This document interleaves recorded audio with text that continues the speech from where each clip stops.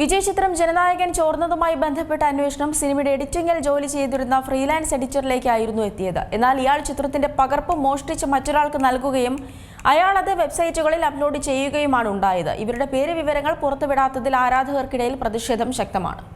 Sensor സർട്ടിഫിക്കറ്റിനായി കാത്തിരിക്കുന്ന ദളപതി വിജയ് ചിത്രമായ ജനനായകന്റെ HD print pyrite സൈറ്റുകളിൽ ചോർന്നിരുന്നു. സിനിമയുടെ ടൈറ്റിൽ ക്രെഡിറ്റുകൾ, ഇൻട്രൊഡക്ഷൻ സീൻ, ക്ലൈമാക്സ് എന്നിവയുൾപ്പെടെയുള്ള ചില ക്ലിപ്പുകൾ സോഷ്യൽ മീഡിയയിൽ ആദ്യം ചോർന്നത്. ഇതിന് പിന്നാലെയാണ് മുഴുവൻ സിനിമയും ഇത്തരം സൈറ്റുകളിൽ വന്നത്.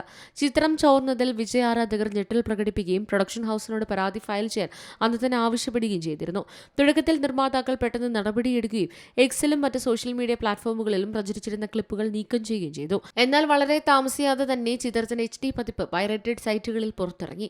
അതേസമയം ലീക്കായ ഭാഗങ്ങളോ ഡൗൺലോഡ് ചെയ്തതോ ഫോർവേഡ് ചെയ്തതോ പ്രചരിപ്പിച്ചാൽ കർശന നടപടിയെടുക്കുമെന്ന മുന്നറിയിപ്പുമായി നിർമ്മാതാക്കളായ KVN പ്രൊഡക്ഷൻസ് രംഗത്തെത്തി.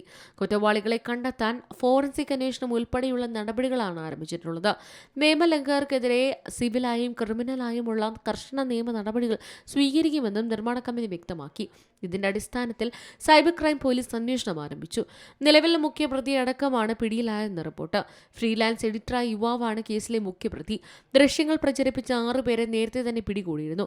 ഇതോടെ കേസിൽ 9 പേരെയാണ് ചെന്നൈ പോലീസ് സൈബർ ക്രൈം വിഭാഗം ഇതുവരെ അറസ്റ്റ് ചെയ്തത്. ജനനായകൻ സിനിമയുടെ എഡിറ്റിംഗ് നടന്ന സ്റ്റുഡിയോയിലെ മറ്റൊരു ചിത്രത്തിന്റെ ജോലികളുമായി ബന്ധപ്പെട്ട ഫ്രീലാൻസ് എഡിറ്ററായ യുവാവ് ഉണ്ടായിരുന്നു.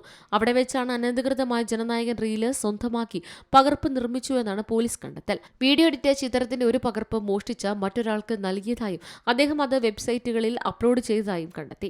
പുലർച്ചെ 2:30 പോലീസ് വീഡിയോ എഡിറ്ററെ അറസ്റ്റ് ചെയ്ത മജിസ്ട്രേറ്റിന് മുന്നിൽ ഹാജരാക്കിയ ശേഷം ജയിലിലേക്ക് മാറ്റി. എന്നാൽ ഇതുവരെ ആ വ്യക്തി ആരാണെന്നോ അയാളുടെ പേരെന്താണെന്നോ ഉള്ള വിവരങ്ങളൊന്നും പോലീസ് പുറത്തുവിട്ടിട്ടില്ല. ഇതിനെതിരെ ആരാധകർ പ്രതിഷേധം രേഖപ്പെടുത്തി. കുറ്റവാളിയുടെ പേര് പരാമർശിക്കാത്തതിനാൽ ചിത്രത്തിന്റെ ടൈറ്റിൽ കാർഡിൽ പ്രത്യക്ഷപ്പെടുന്ന എഡിറ്റിംഗ് അസിസ്റ്റന്റുകളിൽ ഒരാളെ കുറ്റവാളിയാണെന്ന് വിജയ് ആരാധകർ സങ്കല്പിച്ച അവർക്കെതിരെ ആരോപണങ്ങൾ ഉന്നയിക്കാൻ തുടങ്ങിയാൽ അത് അവരുടെ കരിയറിനെ ബാധിക്കുമെന്നും പലരും പറയുന്നു.